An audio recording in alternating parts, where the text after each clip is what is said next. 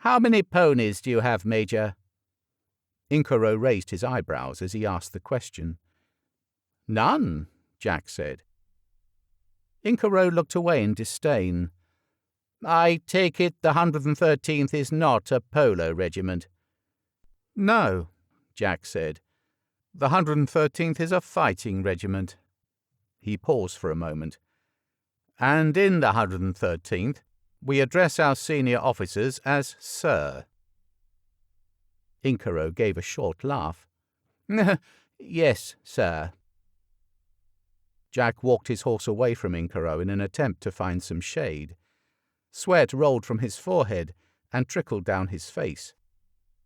It formed a small globule on his chin, before finally dripping to stain the hard leather pommel of his saddle. Jack blinked into the distance, hardly noticing the 8 players engaged in the 4th chakra of the match.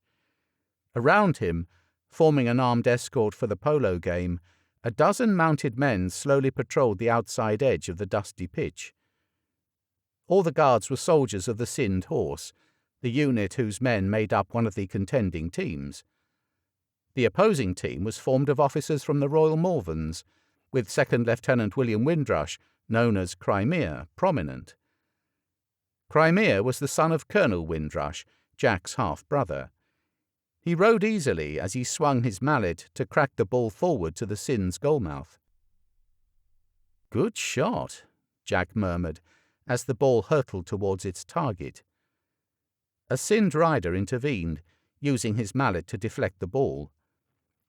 Crimea jabbed in his spurs, trotting forward on the line of the ball, while 2 opposing players charged alongside, hoping to reach the ball first. As one of the Sindh players hooked Crimea's mallet to block the shot, the other leaned over from his saddle and passed the ball to a 3rd Sindh rider. From that point, the Sindh horsemen cantered up the pitch, exchanging the ball in a series of short, accurate passes that the Malverns team could not intercept. 2 of the Malvern riders galloped towards their own goal, shouting as they strove to prevent the Sindh men from scoring, with one fair-haired subaltern thrusting out his mallet to block the shot. "That's the way, Walter," Crimea encouraged, kicking in his spurs as his horse's hooves kicked up dust from the hard ground. Second Lieutenant the Honourable Walter Sarsens laughed as the ball clicked against his mallet and fell crookedly to the ground. Pushing his horse into the Sindh trooper, Sarsens tapped the ball to Crimea, who trapped it forward expertly and passed it back to Sarsens. "Pass!" Crimea yelled, pushing his horse to find a scoring position. "Pass, you griffin, you blasted Johnny Raw!" Instead of passing, Sarsens tried a long shot, with the ball trailing dust as it rose from the ground. A Sindh rider intercepted the ball with a deft movement of his mallet, turned like a centaur and cracked the ball to a wiry team member. "You should have passed," Crimea criticised, spurring furiously in the direction of the ball.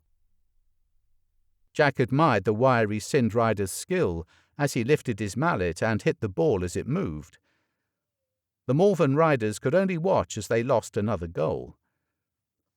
"That's 5 goals to nothing," the umpire shouted, to the delight of the Sindh players and open dismay of the Royal Malverns.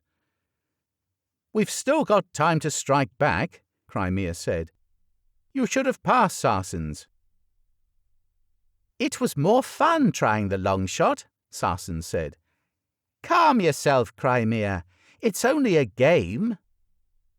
"We want to win," Crimea roared. "For the honour of the Royals." Jack smiled. 18 months in Afghanistan had physically matured Crimea, adding width to his shoulders and firmness to his face, but he retained his spirit and regimental pride.